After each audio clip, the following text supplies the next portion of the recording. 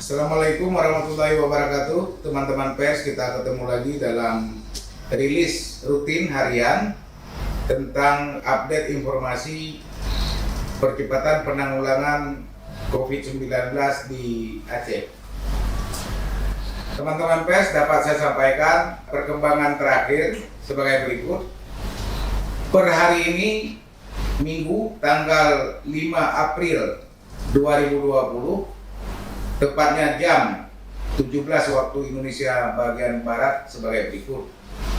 Orang dalam pemantauan sebanyak 1.228 kasus. Mereka yang masih dalam proses pemantauan sebanyak 807 orang, dan yang telah selesai menjalani masa pemantauan sebanyak 421 orang.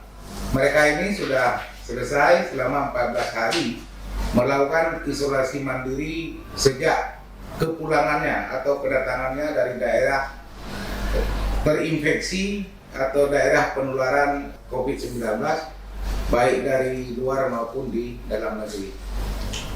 Teman-teman pers, saya juga menyampaikan perkembangan tentang pasien dalam pengawasan.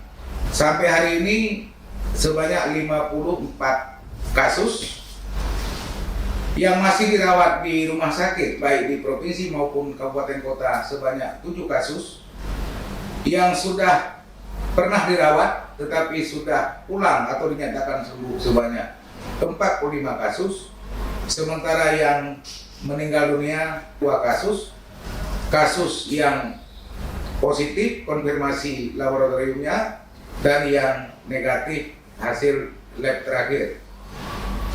Kemudian jumlah pasien dalam pengawasan yang konfirmasi positif COVID-19 sebanyak 5 orang, rinciannya dirawat di rumah sakit saat ini 1 orang, yang sudah sembuh sebanyak 3 orang, termasuk yang tadi siang pulang dari Rumah Sakit Umum Dr. Zainal Abidin Banda Aceh, dan 1 orang meninggal.